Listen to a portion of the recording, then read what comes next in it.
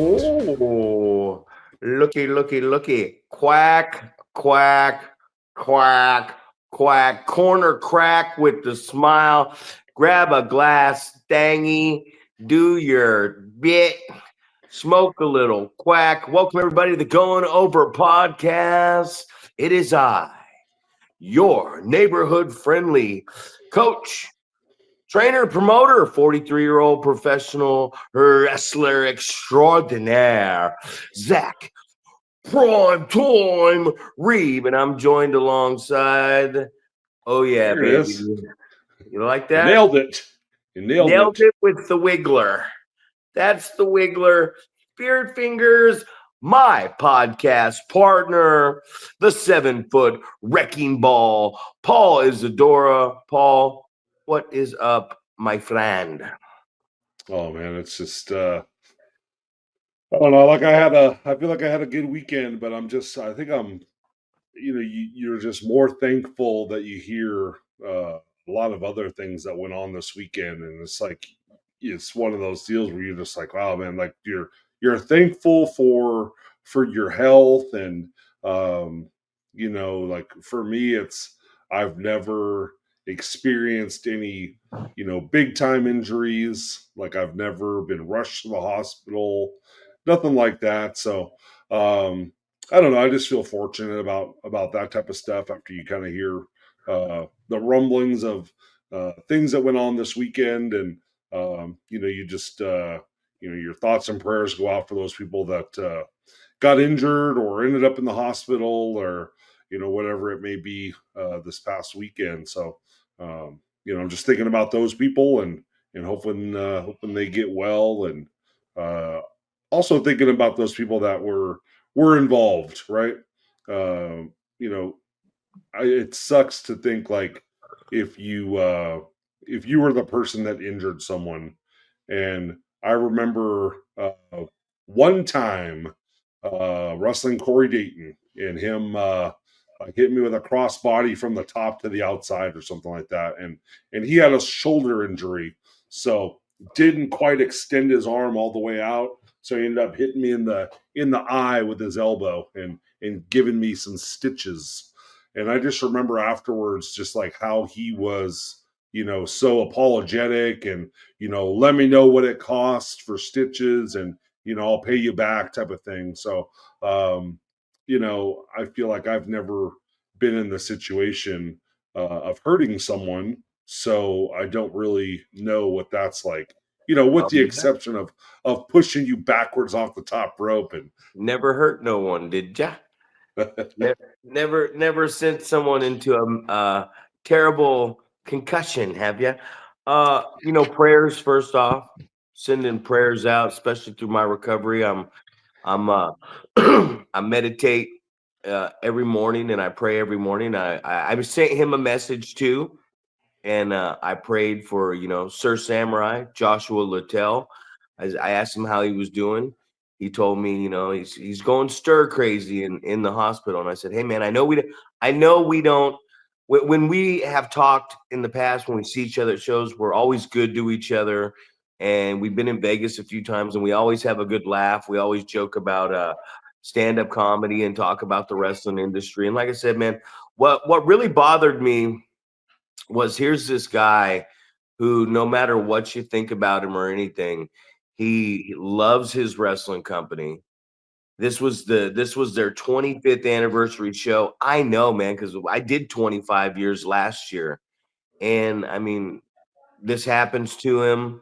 I don't know the details of it or anything. Like I said, I messaged him today. I don't know the full details, but what hurts me the most as a driven guy who loves and is passionate about this is to see a guy who, like, I couldn't imagine if I wouldn't have been able to make my 25th anniversary show.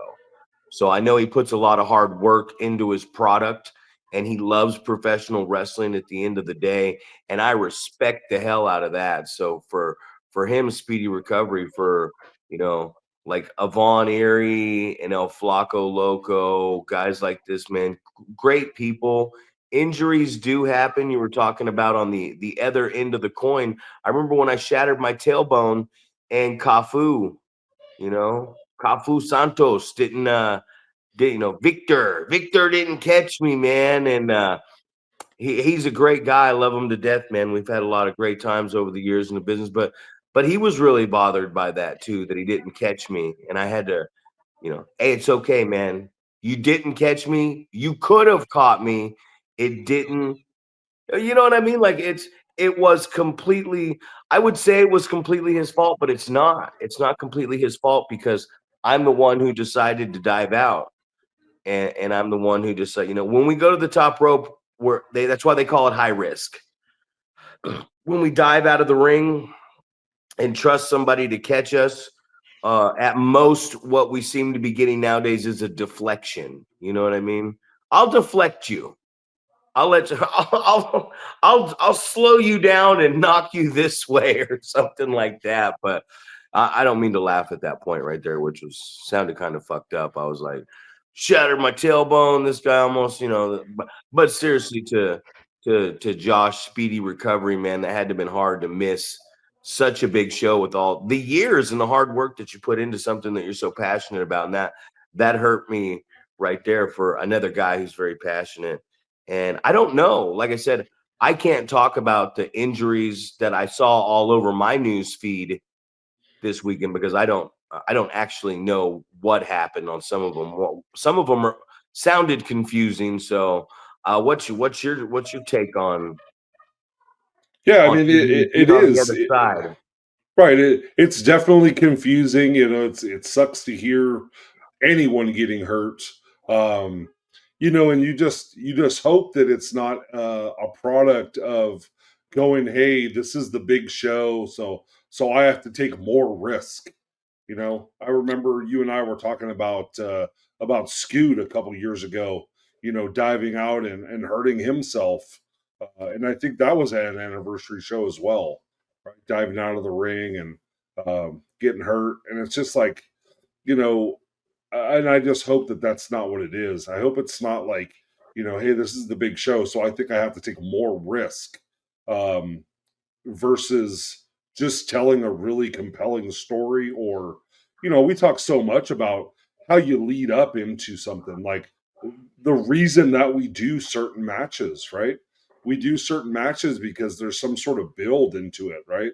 um if we're if we're getting to we talk about stipulation matches all the time, but uh I think more importantly is what type of stories are you building up into these big events? Like, are you having some sort of conflict that's playing out over a series of shows and numerous months, maybe years, whatever? Are you doing that? Is that how you're building into these big events, or is it just like we've talked about in the past? We talked about when we were coming into WrestleMania season, how it was very much like you feel like these WrestleManias are, obviously now it goes 2 days, right? And is that a product of trying to get more people involved and get more people on that can say, hey, I had a WrestleMania match? For sure. Or is it or it could be something where you're like, you think you can make more money, right? I could see that on the independent scene, right? It's going to be a big show. We're going to have a bunch of people on the card, and as a result, those bunch of people are going to have a bunch of people come and watch them. So, just as a result of having a bunch of people on the card, you're also going to have a bunch of friends and family coming, and we tend to hype up. This is the biggest show, right? We tend to go, hey, it's going to be a big show. You should really come check it out. Oh, it's a can't miss show and things like that. So, is it this is the chicken and the egg conversation, right? Is it a big show because there's a bunch of people on it that are bringing a bunch of fans, or is it a big show because the fans are so excited about what's going on and they just don't want to miss it, so they have to be there live? Well, it's a big show because it's that show. Everybody every year labels something an anniversary show, and it's the one where everybody really goes out and they tell everybody about it, and guys make their debuts and people sell tickets, and it becomes a nostalgic thing. That one time, there's a lot of consistency. I mean, I was telling you, I mean, last year we ran the convention center like 8 times, and I noticed I was like, man, four of these dates actually drew well, and the other four drew like poop. One really drew like poop. You know what I mean? And so I came into this year and I decided to separate everything, give us a 3, sometimes 4 month space in between some places that we go. And we're going to try Marysville over here, close, for the Tri Counties Community Center. We're going to try doing the Limelight for 2 hours from a venue like that. I don't know if we're going to be able to run. I don't know if it's going to be successful running every single month. It might be bi-monthly. Maybe it's the months right now that we don't have a Red Bluff or Oroville show. So we talked about it last one. We talked about East Bay Pro, Maynard. We talked about 46 shows in that building. That's a lot. You got to pay the bills. You gotta have the students. You gotta have that. It's everything's more expensive down there. You got some bills, so you know, we're all privy to that. Where we gotta try to find a way to make some money, and if we're only getting a certain amount of customer, we got to find out. Hey, man, what? Let me see that wallet right there. How much money you got? Any loose change in those pockets? You know what I mean? we got we got to take what we can get out of there, man. So we can. A lot of people want this stuff, whether it's fans or like, hey, man, can I get tickets? Can I get this? Can I get that? And you don't realize, like, well, we do. Whether or not you realize it, we do have to pay for this, and the cost of living has gone up. So it's catch 22. That's why I always say when you're promoting, you might as well fill the damn building up and have food to sell to them and stuff for them to buy. They didn't have to pay for a ticket. Now they got money to buy some other stuff because they didn't have to spend money on the ticket and then try to buy this stuff too. So you gotta make sure that you're paying the bills, man, because it is expensive nowadays. And as a promoter, wow, let's hear what you got to say on that wrapped up in. Right, of course, and I think about the things that you're talking about. It's like you think about some of the other promotions, and we're kind of going through the exact same thing. We're running in the same venue month after month, and and it takes someone saying something like that you said to me today. It's like, hey, it could be, and I've said it out loud so many times. Is it going to be a situation where somebody says, "Oh, it's cool. I don't need to go this month because they'll be back in another month, or for us 3 weeks, right?" Or, "Oh, I'll just skip this one and I'll see what's going on in 3 weeks from now," right? Um, is it worthwhile to kind of abandon what we've been doing? And, and I look at, SPW, right? They've run the third Sunday of every single month for 25 years, right? And it's just like they've been running the same venue, and you see it. It's like, the attendance is kind of ebbs and flows a little bit, goes up and down.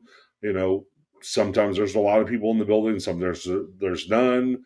Um, you know, and obviously I've never been to the East Bay building, right? So I don't know what that looks like as far as attendance. How many people are paying to come to see those shows? Is it something that I mean, you would hear that back in the territory days that they'd be running the same town every week. You know, every week on a Monday they're in a certain town, right? So what are you doing to make these people hand over their money? What are you doing to keep them entertained, or come making them want to come back? And is the answer to um, go away from it for a couple months, right? Have the break in between where you go, hey, we're going to work in this town, every third or fourth month, and we're going to rotate 3 or 4 towns throughout the year, and that's how it's going to go. I mean, I know you're going a little bit more in that direction yourself, and that might be something that we need to look at and kind of follow suit. But We have to. You right. have to. So it's just Wrestling's meant to travel. That's why it's a traveling show, man. That's why right, it was in the carnies. You move it around. If you keep something in one location for too long, people are gonna bypass it. You know what I mean? You're like, hey, the Mexican pizza's back at Taco Bell. Get there, get that Mexican pizza. After a week, man, people who like the Mexican pizza, if it's still around, are like, cool, yeah, I'll go get a Mexican pizza because I like it. It sucked it was gone. But the stigma's gone. We got right, a wing stop, whatever. We got a new flavor of wing. Hey, right. this week at Buffalo Wild Wings, you can get all your wings for all you can eat for $25, and it's a deal you're selling them, man. It's a deal. I mean, that's what tag team wrestling was a gimmick back in the day. Women's wrestling. It's it's something right now. If there's not enough women to wrestle, then you don't always have to have a women's match on the show. It can be like a special at a restaurant every now and then. You know what I mean? Like, hey, guess what you're getting at this show? You're getting a big woman's match, and women's wrestling will be a novelty. So yeah, if you're not taking this thing around and you're not expanding to bigger buildings and going to different towns, I mean, wrestling is meant it's the traveling circus, man. It is meant to be on the road. It's meant to be in different towns. It was never meant to stay stationary in this little box somewhere in one town. And you'll have good times and you'll have bad times. But if you're not getting this thing out there and expanding, you're not going to make the money doing it. Absolutely. And I thought for sure the first topic you were going to talk about was tag team wrestling today. I thought that was the first thing you were going to go on a tangent Baiting about. me.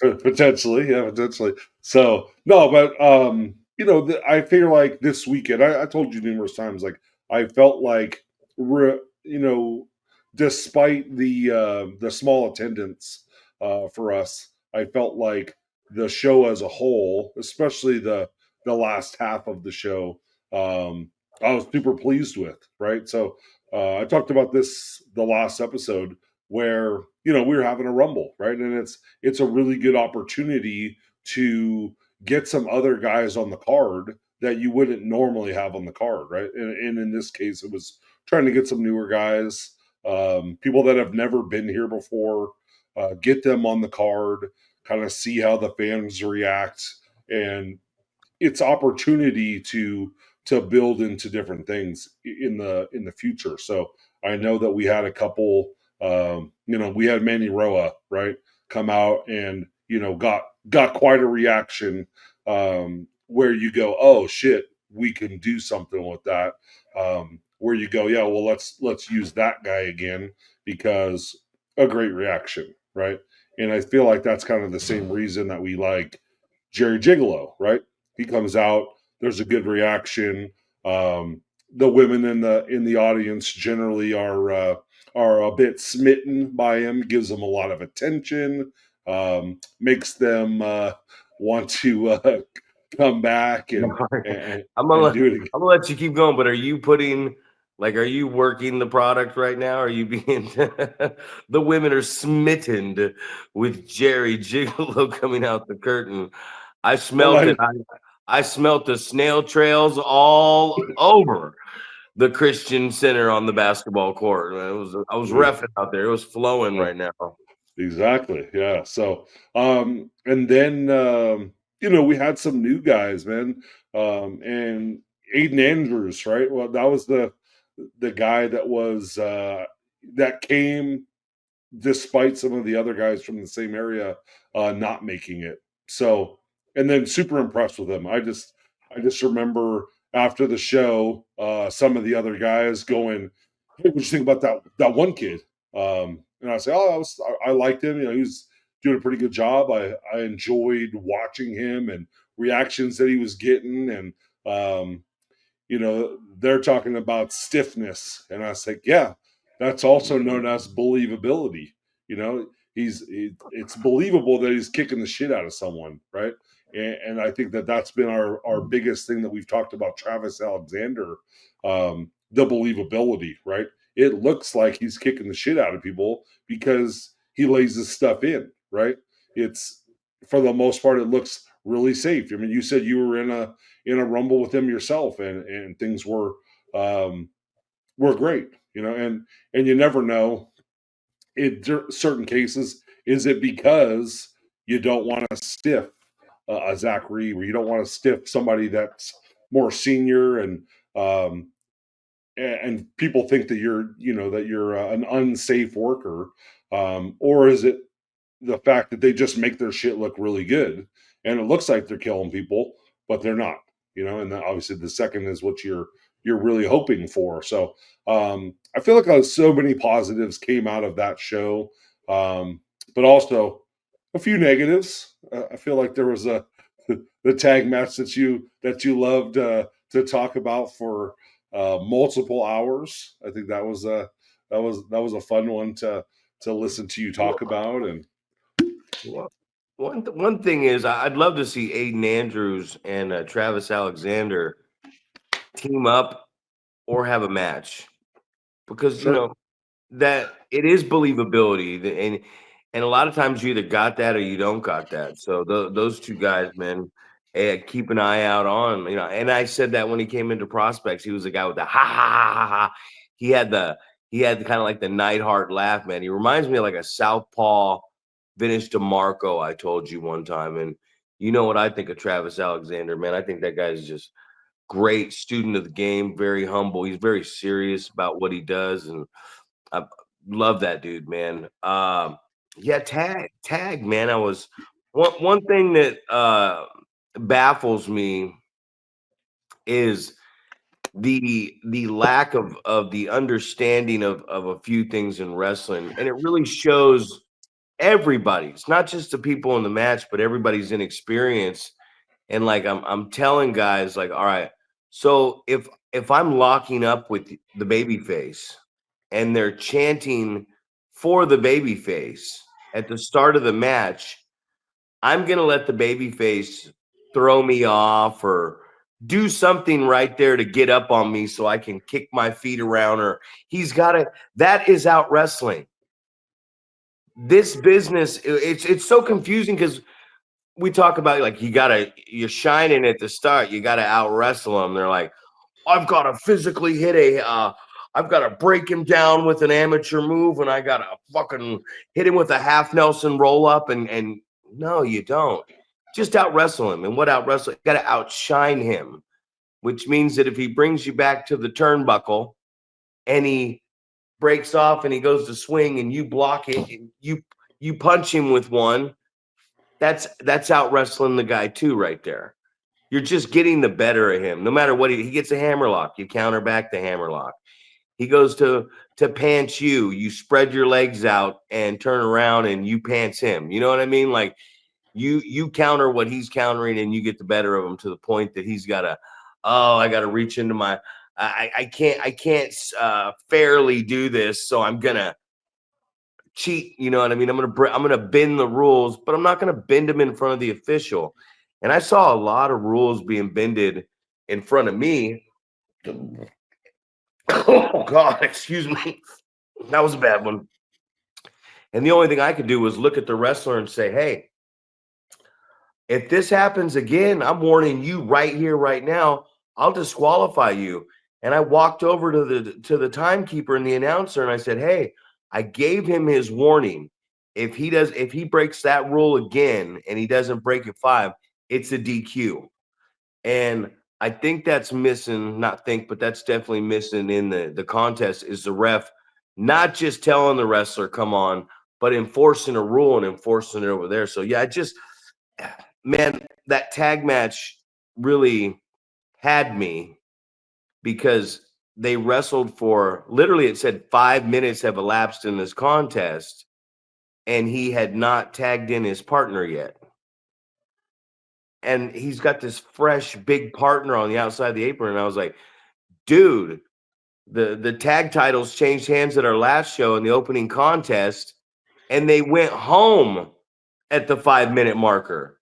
These guys hadn't even tagged in yet. So I mean, we had a thanks for sending me that match so fast, and I got it to them. And when the guys hit me up, I put the stuff in the group, and we worked really hard on Sunday. I kind of went in there and said, "Hey, the tag team division is open everywhere, so we are going to be a tag team wrestling company, and that's what we're going to do." So, but like you said, there was so much venom coming out of me, but it turned into a positive, right? Like even the bad Well, things are positive. of course, well, and that's what we are trying to really get across with this podcast is that it's not us like going, "Hey, you suck," right? It's, "Hey, I think you can do this better, and this is why." Right? Here's an example. You're exactly right when you're talking about this tag team wrestling, right? We talk about how much how simple it is, and how much better a tag match can be than a singles match in a lot of different ways, because you've got so many different pieces that you can kind of manipulate. You can do a lot of things with a tag match that you can't do with the singles match, especially if you have a manager. You've talked so many times about having a tag match, having a manager out there, having a good referee, like how all these little components build into having what sometimes is an amazing match, because you have a lot of different things you can do. And obviously, there's that frustration of things that happen, right? And my big thing, and I've told the guys a few different times about the open rope, right? Use the open ropes when you're in a tag match. Don't shoot a guy to a rope that his partner is standing on where he can easily get a blind tag, especially if that's not the direction that you're going in the match, right? You don't want a blind tag to happen, you know. And then if you see that as the guy that's like, this guy's going to whip me into the rope that my partner is standing on, maybe you stop it and you go a different direction, right? You make a change and you fix it on the fly like that. But I just think that there's maybe a lack of focus on that stuff, and I'm almost glad that it happened, because it gave you an opportunity to just go, "Hey, this is what we're working on today in class. We're working on tag team stuff, and we're gonna put a rope across the middle of the ring, right? You keep your opponent on your side of the rope until it's time for him to get to the other side, right?" So I think it's super important to get those things, because I think sometimes we assume too much. We assume, like, you watch wrestling, you pay attention to some of those things, but uh, I don't know how long it was into my career until I realized about where you stand in relation to your opponent. And I feel like it was a seminar that Big Ugly was doing, and he was literally talking about that. Hey, these two ropes are open, and do you know why? And I was like, I have no idea. Why are we doing that? He's like, well, this is why. You can shoot a guy off the rope. The guy can duck. He can hit the other rope. There is no opportunity at all to get a blind tag in that situation. So you have a lot more freedom to work off of those ropes. So that was an eye opener for me, and that had to be years into the business, and I watched Adam and Luster wrestle all the time, and it was just something that they did. It wasn't something that I had to go, oh, realized it. It just looked so fluid, and uh, you never had to, you never worried about it, because they knew those little tricks. So yeah, it's one of those situations where you have something that in theory goes wrong at the show, but it leads into a great opportunity to teach about that, and maybe reminds us as trainers to go, hey, this is something that we really need to touch on, and make sure that this is clear. There's no assumptions here, that what's going on or why we do something. So I'm just gonna reiterate it to you. I'm gonna let you know this is why we're doing this, and this is the reason, and here's how it's going to affect a match. and give them a really good explanation and work on it for an entire training session. So That's that. positive or a negative turns into a positive. Absolutely. Well, it turned into a positive for a day, but there's got to be a lot more work put in, man. I mean, I've seen some guys that work pretty hard, but the difference in how this takes a lot. You got to put a lot of fucking time in, man. You just can't show up once or twice a week and be like, okay, man, this is my requirement of what I need to do. You got to get out there, and this has to be an everyday thing. You got to be thinking about it every day. You got to be studying it every day. You got to be following the current product. Go back and watch some tag teams or whatever. God, I'll tell you right now, I'm having a rough day, man. I'm gonna be honest with you. From heading up to your show and lack of sleep, and getting back and a lack of sleep, and then going straight to class, and then going to this function I had to go to, and then going to a meeting that night. It's just this all wears and tears on you, man. This business wears and tears on you, and it's like right now I'm beat, bro. I'm about 8, 9 hours or whatever into not smoking not smoking cigarettes anymore. And I'm just like, man, I had this beat before cold turkey and now, and I'm sitting here staring at this show. I hear a bunch of noise going on coming out of this room over here, and my patience is wearing thin.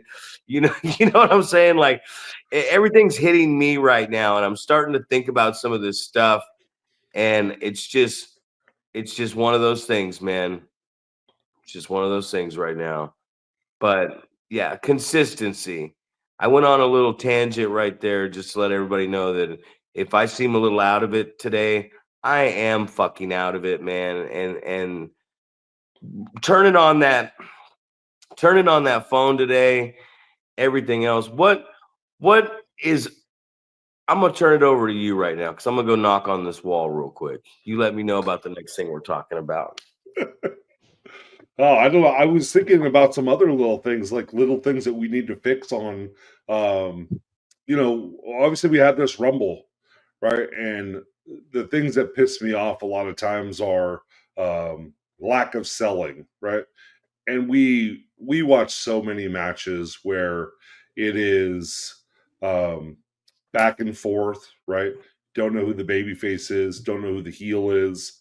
You sent me a match today, and this was and I remember. Oh, it was, and I think it was a similar situation when we watched the Arsonist versus Ray Sean, right? Where it was you're thinking a guy is shoving another guy down to show that he's got a strength advantage, and then the next lockup, the other guy shoves him down like he's got a strength advantage, and you're just like, what the fuck, man? Who has the strength advantage here? Why are you able to throw him down and then he just gets right back up and he throws you down? Like, what type of story are we even telling here? Um, so, and then obviously we get into those situations where, um, even if we think like they're doing the right thing, right? You're putting heat on this guy as the heel. You're allowing him to get some sympathy, right? You do all this work to create that sympathy, and then when the baby face starts coming back, there's no offensive selling at all, right? It's just I went from zero to hero, Supermaned up. All of a sudden, I'm I'm on the offensive, so I'm obviously no longer hurt, right? Nothing hurts. The guy that was just beating me up for 4 minutes, I'm not registering any of that stuff for some reason. So, in this battle royal, it was the same thing, right? Guy comes in, gets his fucking head taken off with a clothesline, right? Slides in, gets destroyed. Some other stuff happens. Takes a clothesline over the top, goes over backwards beautifully, lands on the floor, and then just stands up and walks to the back. I was like, you're not fucking hurt at all. You No just got your detail. head taken off. You got the shit kicked out of you. Then you got viciously, violently clotheslined over the top rope, and you went to the floor, and you just stand up and walk away.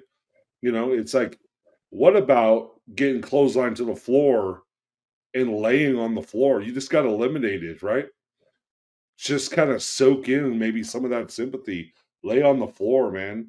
Walk to the back after a minute or so, like you just got your ass kicked, like somebody just kicked the shit out of you and threw you out of the ring violently. We need to reflect that. We need to make sure that the fans know, like, this is a big deal. You just got beat up, and you're going to show that. It's not you just got beat up and then you stand up like nothing happened.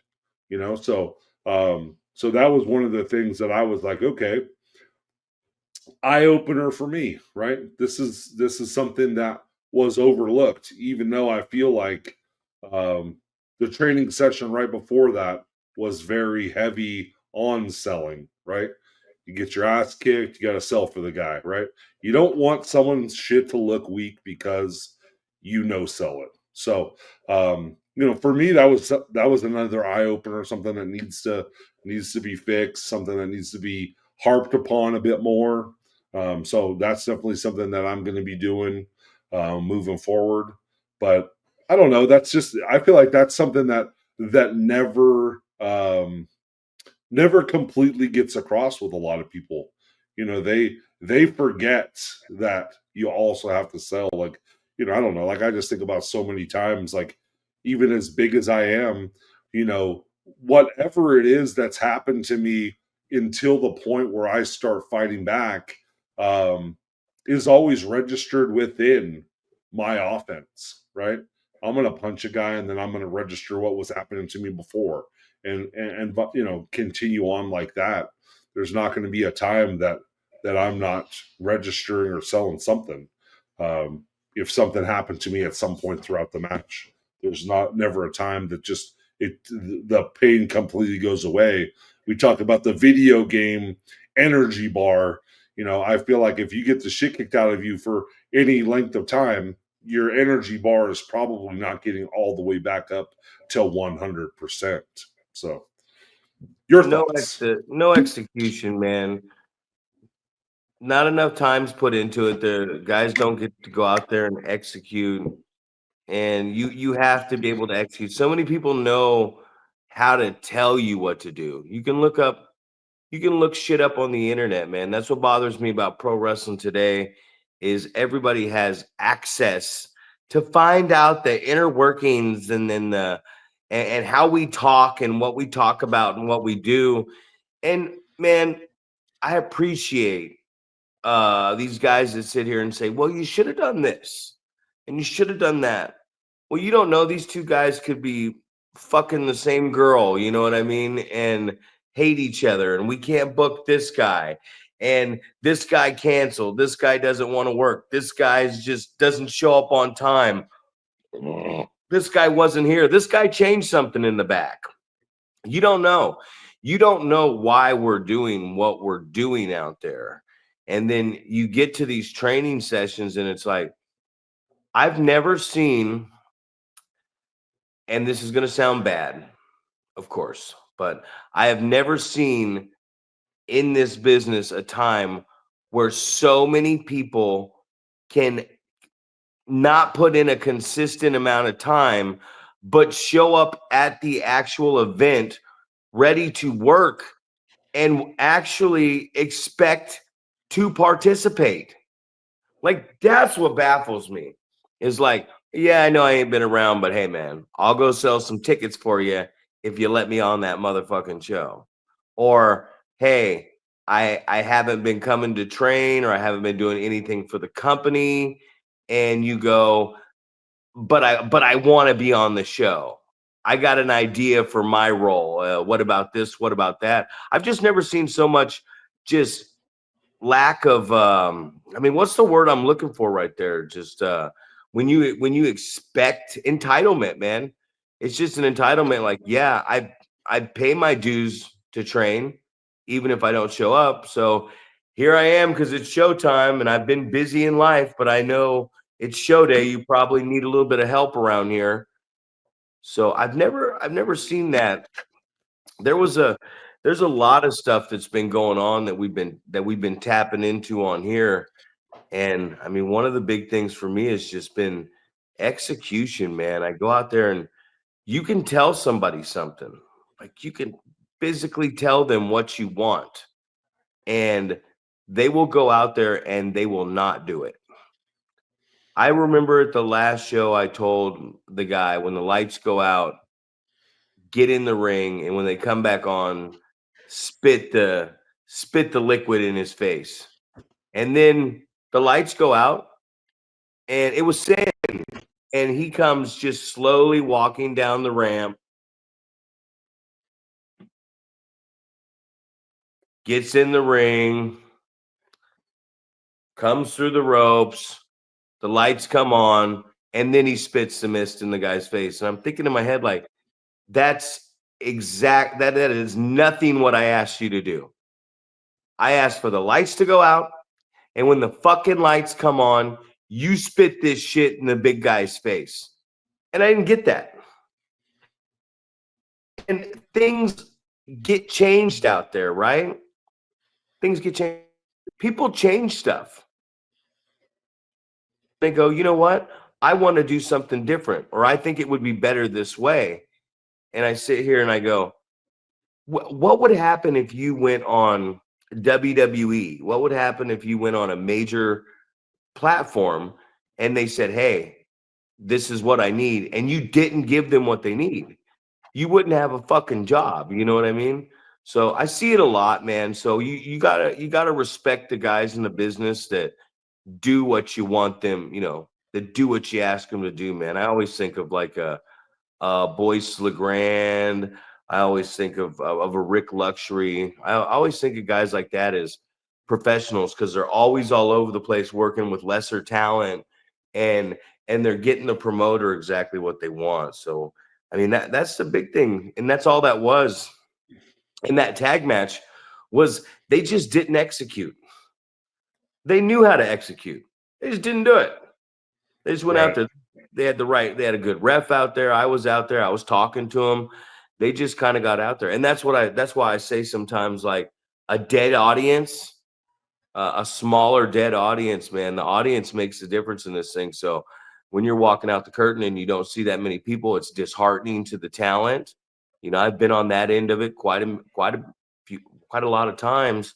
And also when you get out there and they're not making any fucking noise, then you're just like, man, I don't give a shit at this point. So I don't hold that as the excuse why these guys, just like myself a couple weeks back, shit all over the fucking building, you know what I mean? And pooped in the ring and smeared it all around. I don't know why, but it happens and it's not the end of the world. So you kind of got to go back to those situations and just, best advice I can give these young guys is get back in there and shit some more. Absolutely. Well, and I think that that's why it's so important. You just said like how quickly I sent you that match, right? Because it was something that was important for you wanted to watch it with the guys and go, "Hey, this is this is what I saw, and this is why I didn't like it, and this is what you can do better." So and sometimes I question, you know, are people doing that? Are you we talk about Hochter for all the time, man, with, all the shows that he goes to, and he records every match on the show, sometimes multiple shows in a day, all this stuff, man. And you just wonder how many people are taking advantage of, that opportunity to go back and watch their match and go, as a fan, would I be entertained with this match? Or as a fan, am I watching it and going, this match fucking sucks? You know? And are they looking at it and going, hey, this is uh I didn't do this very well, or what could I do better? Like I feel like watching matches of mine in the past, and I give the example all the time about the not defending yourself in the corner, right? Somebody's got you in the corner, and instead of protecting yourself with your hands up or whatever, you have your hands on the ropes. and the guy's just teeing off on you, and you're not doing anything to defend yourself. And I remember watching a match of mine that I was doing that, and I was like, "What the fuck am I doing? You know, why am I standing there letting this guy punch me in the face? Why am I not defending myself?" And then it was that moment that I was like, "All right, anytime that there's, you know, the 10 punch starts, for instance, I'm getting my hands up. I'm trying to defend myself. And it can be like you start getting your hands up, the guy hits you with a shot and it drops your hands a little bit, but you're still trying to protect yourself. And I don't know if guys are doing that. I don't know if they're watching themselves and saying, hey, that looks shitty that I just did right there, or, you know, hey, that looked good, or whatever it is. And, you know, Definitely not. using it, well, obviously, that's probably a bad question to even ask. But yeah, why? I guess a better question is, why are more people not doing that? Why are they not watching their match back and learning from it? And hopefully the answer is not, I am watching my matches back, uh, and you're still not learning from it, because that's ridiculous also. But that's we watch so yeah, we watch so many shitty matches that smell like air blown by That shit. Yeah, like exactly. that. We watch a lot of that stuff. That's Uh, that's about the execution of some of the shit I've seen here lately. You know, and my shit too. You know, so it's not just that, but do I think they are? No, absolutely not. I don't think they're watching them back. And if they are, I think they're watching them and going, "Man, this is really cool. I'm a yeah, professional wrestler. I'm wrestling in a ring in front of a crowd." And they got 40 people. They go, man, that move was really cool. It was really cool what you did here, man. Great match, you know.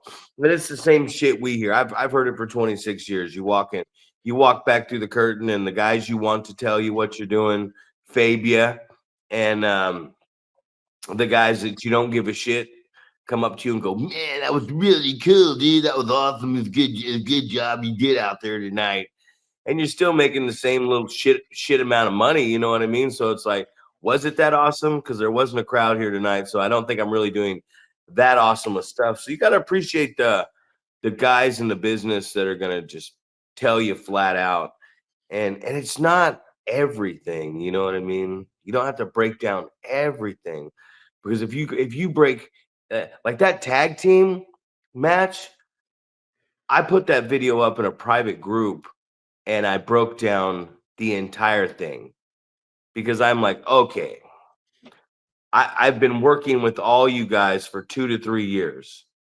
I was in the fucking ring with you. You know what I mean?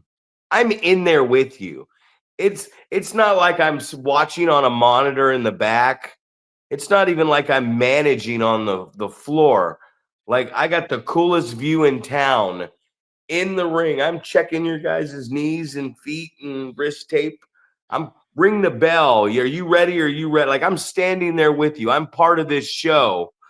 And I was so far uh disengaged from the show because nobody gave a flying fuck what I was trying to tell them. I'm like, hey, you better cover that guy. Hey, you better tag out. Hey, drop a jaw jacker and hit a tackle and get that other guy in. And it just went to no avail. Like even one time I got down and I was like, cover him, cover him. Okay, you're not going to. All right. And it wasn't like it was the heel who was going to be like, I left you down there, so you look stupid because I wasn't ready to cover. It was the baby face. He didn't cover him. Like sometimes I was out there and I was like in an infinite, like I was in a twilight zone. You know what I mean? I was like, what is going on here? Why do the heels, why are they wrestling on the baby faces? You know, they're in the wrong part of town over here, bucko. And like he rakes he rakes the guy's eyes, and the guy goes to his side of the ring. And I'm thinking in my head, like, babyface, whether no matter where you get your eye rake, why don't you move over to their side of the triangle? You know what I mean? Like you have this rope, and here's your corner. and then he has this rope, and here's his corner. And tag team wrestling is so, let me tell you guys, whoops, it's so fucking easy. Here it is. You're in a triangle. Bad guys, keep your opponents in his triangle. Good guy, try to get out of the triangle and tag your partner. And that's it. That's all you have to do. That's the story. Here we go. Look at this. Look at this screen right here. Let me see if I can do it with my hands. Here's the bad guys in the triangle. Over here. Here's the good guys. Down here. Ooh, ooh, ooh. Let's see if I add them thorns to it. Here's the triangle. Right. Wait. Here's the triangle. Here you guys are. Don't let them cross this plane right here. Right here. And then when they do get across here, if they do, you run over here and hit this guy over here so you can get him in the ring, and then you can drag this guy back over here, and the crowd's going to go, oh no, boo, boo, boo, boo, boo, boo, boo. And then eventually when they're ready and they've had enough of this, you go, okay, get across the triangle and tag this guy in. One thing I hate, I was telling these guys this at class, one thing I fucking hate, the long, oh, I hit the move, the long drawn out, oh, I'm stretching, oh, I'm dragging, I'm stretching, and finally I got the tag. And then the baby face comes in and he does what he does. And then this fucking shithead is back to his feet fine. And it's like, no, boom, I hit that. Oh man, look over, look around, jump out there and make the tag. You're not dead. You're selling. You got your separation. That long drawn out, it's taking me forever to get over here and make the tag. It's like climbing a fucking ladder in wrestling. All of a sudden, you just hit a springboard swanton and put a dude through an erector set, and now you've decided for some reason you just forgot how to climb a ladder. You're like, oh my God, there's slick lubrication on my bottom of my boots, and this is a slip and slide ladder sold by Play School and Mattel. But like, really, what in the fuck is going on at this point? Make the fucking tag. Like, if you're too goddamn tired to do anything, then don't fucking do it. Oh my God, I'm so tired. I could barely tag him in. But after he bumped the guy 4 times and is back on top, now I can come back in and we can start doing double team moves and shotgunning to the finish. Really, dude? Well, just don't fucking sell it too much. Make the tag quicker. You don't have to roll out and just, you know why guys are rolling out, dragging over there and tagging so slow? And you know why they're rolling out of the goddamn ring and laying on the apron? Because they're fucking blown up. That's why. Some guy is blown, they're blown up. They're laying on the apron and fucking just like, thank God, I got out of the ring. I literally, if you go back and watch that video, did you see when Buck got out of the ring? I didn't. After 3.5 minutes in when he made the tag? Go back and watch. Like, because he put almost 4 minutes into a tag team match without tagging a partner. And go back and watch as we get close to this. You see him in the corner down here, just walking back and forth. It looked like he gave up. It looked like he was like debating whether he was going to get back up on the corner over there and finish this one out, because I believe he was that winded at that point. You know, elevation wins again. But go back and watch that. It's funny to watch that sometimes. Like the show before, I watched old MILF. I watched him skip around the ring, and now I'm like, I'm entertained by this. I'm like, look at this dipshit skipping around the ring, and then he gets in there, and the dudes are just like whipping him corner to corner, and every corner he hits, I'm just going like, Thank God that corner was there to stop him. Because, because if it wasn't, he would have just kept rolling down Donner's Summit, Donner's Pass all the way down to the lake. He would have gone all the way down there. Oh, we whipped Milf to the corner. He's so blown. 5 minutes remain in this podcast. 5 minutes remain. God.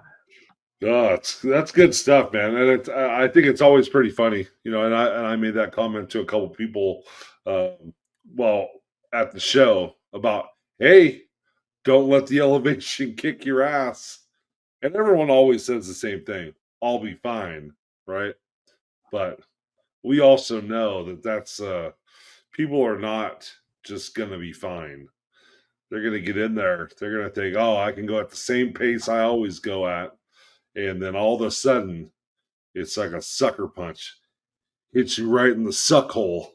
You know what? I'm hitting the suck hole right now. You know why I'm struggling right now? Because I've gotten the ring a few times up there during that elevation, and a few times here lately I've been in the ring, and I feel great at training because I can get out of the ring whenever I want. But I feel like I'm having a hard time breathing because of the cigarettes. And I know what it is, but I keep doing it because it's habit for me. And I've quit all these other things for so long and really turned things around that now I'm like, no, if you're really gonna go out there and give it a go. Because if I would have really gave it a go in a couple of these last matches I've had up there in Reno, if I wouldn't have just been know how to breathe and half-assing to get where I want to go and be in place, I would have died. No doubt in my mind, I would have died. So when I'm making fun of these guys for blowing up, I'm laughing about it, not because I think they're out of shape or anything like that. I'm laughing about it, Paul, because I warned them about the elevation and I warned them about getting into shape. And they're younger than me. And I'm like, hey, man, I'm lucky that I know how to breathe in there and do the minimal at my age because I'm smoking cigarettes. And it's not a smart move. Not for my health or anything else, and especially when I'm in the ring blowing up. So I'm like, man, I'd like to get back in that ring and be able to move around a little bit without going. And then when I see people do it, I start laughing because I punish myself and I know how I feel when I blow up in there. So when I see somebody blow up that doesn't have to have blown up, we see it everywhere. And it's just so funny. I want to actually do a podcast of guys blowing up. You know what I mean? Like Doc. Thank you, Doc Haywood, for all that you do. Please like and subscribe, guys. We're moving up the ladder there. And if I'm gonna start, we're going on Hawk Dirt first thing. It's time to give him a little love back, and we're gonna find the guys that we and get Doc, and we're gonna edit it together, and we're gonna find who's been blowing up lately. That's it, man. I think you're gonna find quite a few. I feel like we were just saying that about somebody the other day. Like, oh yeah, well, they started losing steam because they were blown the fuck up. Jacob. Well, I know that one, but I'm talking about. I thought it was another like independent wrestling match where we were like, oh, started moving a little slower because Was it they were local? blown. What's that? Was it local? We were watching it, both of us. I don't know if we were watching it together or if it was just something that you sent to me, but I do remember something like that where we were like, "Yeah, your pace slowed a little bit because you're getting blown up."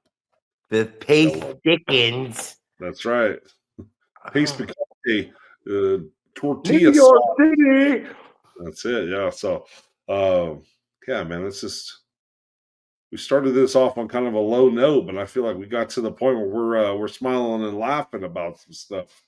So that's good. God, there was a moment, man, for me. There was a moment I was staring at this screen thinking it was all over.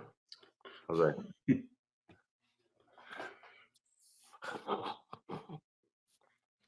That's it, man. please. Well, hopefully you stay on the straight and narrow right here, and hopefully this is a good restart, and you can come up here and you can easily breathe and put some chain wrestling together you can go have a nice long 10 to 12 minutes with another guy at a reasonable pace without Yuck. blowing up Yuck.